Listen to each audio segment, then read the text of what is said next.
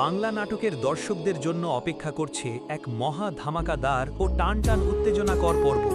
দিন দিন দর্শকদের ভালোবাসায় জনপ্রিয়তার শীর্ষে উঠে আসছে দুনিয়ায় টাকার গোলাম নাটকটি।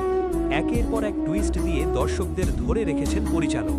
তবে আগামী পর্বে যা ঘটতে যাচ্ছে তা দেখার জন্য দর্শকরা অধীর আগ্রহে অপেক্ষা করছিলেন।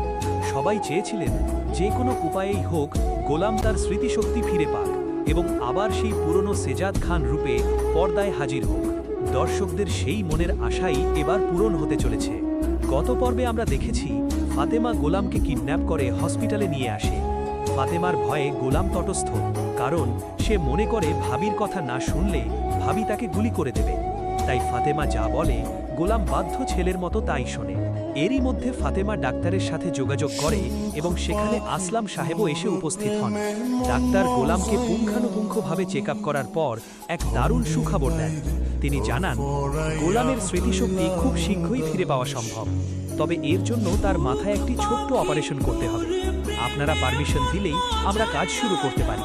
ফাতেমার অনুমতি পেয়েই গোলামের অপারেশন শুরু হয়ে যায়। কিন্তু গল্পের টুইস্ট আসে তখনই যখন ঋতু কোনোভাবে ফাতেমার নাম্বার ট্র্যাক করতে করতে হসপিটালে এসে হাজির হয়। হসপিটালের বেডে মাথায় ব্যান্ডেজ করা অবস্থায় গোলামকে দেখে রীতিমতো চটে যায় ঋতু। সে ফাতেমাকে জেরা করে, ভাবি আপনি গোলামকে নিয়ে এসব কি করছেন, ওর এই অবস্থা কেন? পরিস্থিতি সামাল দিতে ফাতেমা বানিয়ে মিথ্যা বলে যে একটি গাড়ি ধাক্কা দেওয়ায় গোলাম মাথায় চোট পেয়েছে এবং সেই কারণেই এই ব্যান্ডেজ। এই কথা শুনে ঋতু রেগে গিয়ে ফাতেমাকে কড়া হুঁশিয়ারি দেয় যেন ভবিষ্যতে সে গোলামকে নিয়ে এভাবে আর কখনো বাইরে না বেরোয়। এরপর ঋতু নিজে গোলামের হাত ধরে হসপিটাল থেকে নিয়ে চলে যায়। যাওয়ার আগে ডাক্তার ফাতেমাকে আশ্বস্ত করেন, বলেন ওষুধগুলো নিয়মিত খাওয়ালেই গোলাম খুব দ্রুত সুস্থ হয়ে উঠবে এবং তার স্মৃতিশক্তি ফিরে পাবে।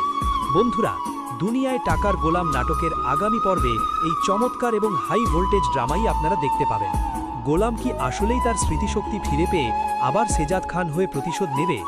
দুনিয়ায় টাকার গোলাম নাটকের এমন সব ধামাকাদার অগ্রিম আপডেট ও পরবর্তী পর্বের খবর সবার আগে পেতে এখনই আমাদের চ্যানেলটি সাবস্ক্রাইব করুন এবং বেল আইকনটি অন করে রাখুন। ধন্যবাদ।